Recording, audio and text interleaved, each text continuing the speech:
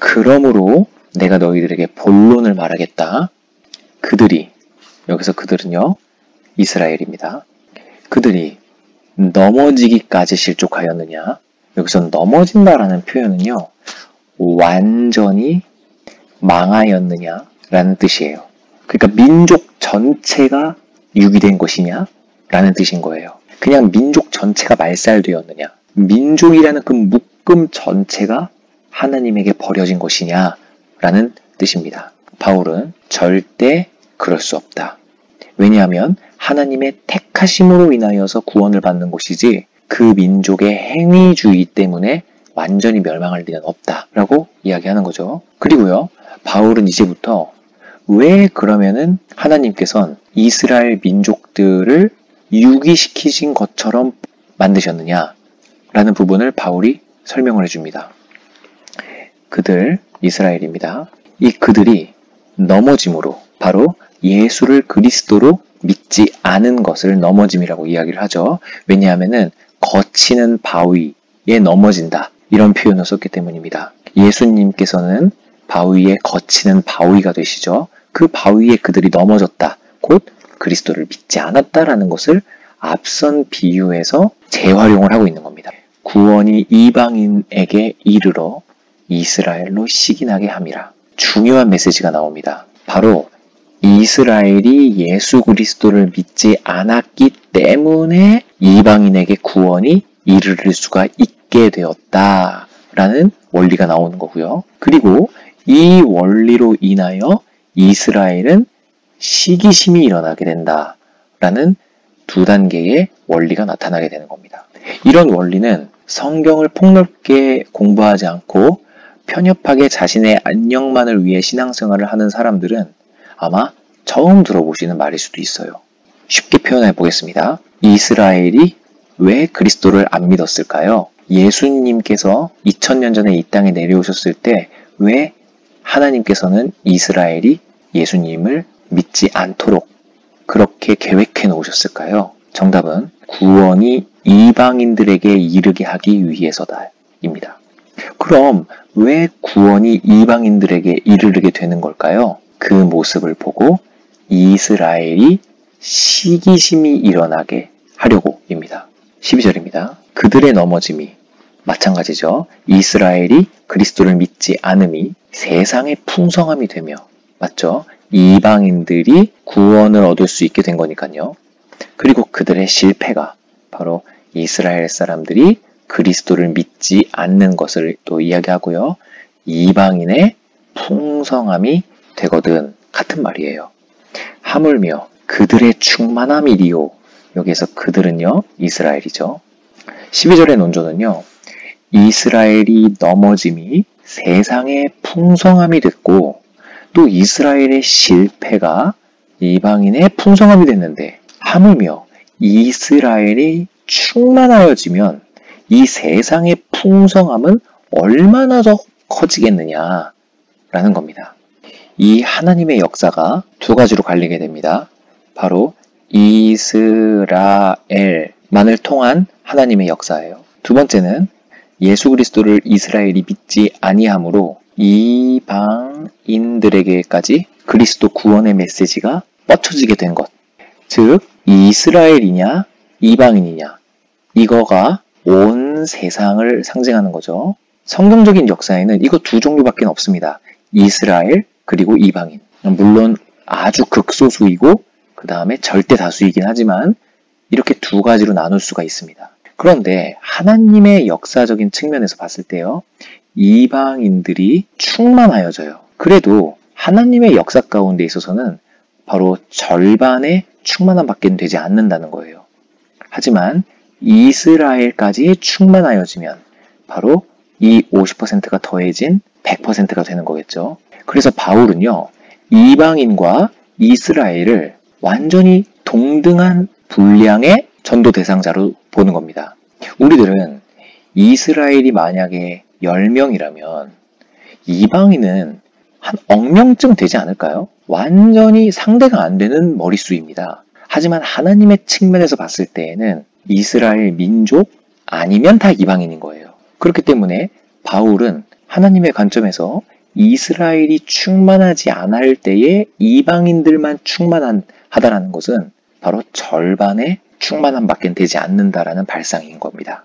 그럼 12절을 다시 한번 보면요. 이스라엘이 넘어졌기 때문에 이방인들이 풍성해지게 되었다. 그런데 이스라엘이 충만하여지면 온 세상이 충만하여지는 거 아니겠느냐. 풍성하게 되는 것 아니겠느냐. 이런 논조예요. 이스라엘의 넘어짐이 세상의 풍성함이 된다는 것을 우리는 사도행전을 통하여서 쉽게 살펴볼 수 있습니다. 바로 하나님의 이러한 목적이 실현되는 것을 사도행전, 바로 복음이 전파되는 성경의 장이거든요. 이 복음이 전파되는 현장, 바로 사도행전에 명백히 드러나요. 사도행전 13장에서는요. 비시디아 안디옥 교회 에피소드가 나옵니다. 유대인들이 그 무리를 보고 시기가 가득하여 바울이 말한 것을 변박하고 비방하거늘 주의 말씀이 그 지방에 두루 퍼지니라. 이에 유대인들이 경건한 귀부인들과 그 성내 유력자들을 선동해서 유대인들입니다. 바울과 바나바를 핍박합니다. 그리고 그 지경에서 쫓아내요. 이게 바로 45절, 49에서 50절입니다. 그 결과 전도자의 일행은 이고니온이라는 곳으로 가게 돼요. 자, 이제 이고니온 에피소드가 14장입니다. 2절과 5절을 읽어보겠습니다. 그러나 순종치 아니하는 유대인들이, 또 유대인이 순종하지 않아요. 이방인들이 마음을 선동하여 형제들에게 악감을 품게 하거늘 이방인과 유대인과 그 관원들이 두 사도를 능욕하며 돌로 치려 달려드니. 자, 그렇게 배척을 당하죠. 그 결과 바울과 바나바는요, 루가오니아 지방의 도시들인 루스드라와 더베로 가서 복음을 전해요. 자, 그럼 루스드라 에피소드가 또 사도행전 14장에 나옵니다. 유대인들이 또 등장합니다. 유대인들이 안디옥과 이고니온에서 와서 무리를 초인하여 돌로 바울을 쳐서 바울을 돌로 때렸습니다. 죽은 줄을 알고 성 밖에 끌어내치니라. 얼마나 심하게 때린 걸까요? 다음 날 바울과 바나바는 더베로 가게 됩니다. 얻어 터지고요. 그 다음이요. 이 데살로니가 에피소드가 옮겨갑니다. 사도행전 17장 에피소드입니다. 그 2차 전도 여행 때 바울과 그의 새로운 전도 동역자 실라가 데살로니라로 가요. 바울은 역시 관습대로 먼저 회당으로 들어가서, 유대인들이 드나드는 회당이죠. 거기 가서 복음을 전합니다. 근데 5절이요. 그러나 유대인들은 시기하여 저자의 어떤 괴악한 사람들을 데리고, 깡패들이죠, 때를 지어 성을 소동케 하여 유대인들이 또 깽판을 놉니다. 그 소동 때문에 바울은 베레아로 넘어가요. 또요, 베레아에서 17장, 사도행전 17장 에피소드입니다. 그리스도를 배척하는 자들이 문제를 일으키는 바람에, 그리스도를 배척하는 자들은 누굴까요? 당연히 유대인이겠죠. 이 유대인들이 문제를 일으켜요, 일부러요. 그래서 바울은 아덴으로 갑니다. 아덴은 오늘날의 아테네를 이야기하는 거거든요. 사도행전 19장에서는요, 에베소에서 에피소드가 나오는데요. 3차 전도 여행 때 바울이 에베소로 가거든요. 에베소에서 큰 소동이 일어나는 바람에 바울은 그 성을 떠나서 다시 마게도냐 지역을 또 돌아보게 돼요. 이렇게 가는 곳마다 똑같은 일이 벌어져요. 먼저 바울은 이 복음을 유대인들에게 먼저 전합니다. 유대인들에게 먼저 찾아가요. 정말 고집스럽죠, 바울은요. 그런데 늘 핍박이라는 결과만 있을 뿐이에요. 이 유대인들이 하는 핍박 때문에 점점 바울은 이방 지역으로 장소를 이동하여 복음을 전파하는 결과가 초래되는 겁니다. 바울은 이러한 모든 경험들 속에서 무엇을 깨달았을까요? 우리가 읽고 있는 이 바울의 로마서는 가만히 침대에 누워있는 성도가 성령의 감화를 받아서 그냥 몽롱한 상태로 쓴 정신 나간 글이 아닙니다. 이것은 바울의 몇십 년간 지속된 전도 여행 속에서 기도하고 묵상하고 하나님께 부르짖은 그 깨달음의 결과예요. 바로 이 원리는 이를 통해 바울이 자기 동족이 복음을 받아들이지 않는 것에 하나님의 섭리가 있음을 깨달은 겁니다. 아, 이렇게 복음을 전해도 우리 동족들은 눈 하나 꿈쩍 안 하고 핍박만 하는구나. 이것은 분명히 하나님의 섭리가 있다. 이 깨달음 속에서 이러한 말들을 하고 있는 겁니다.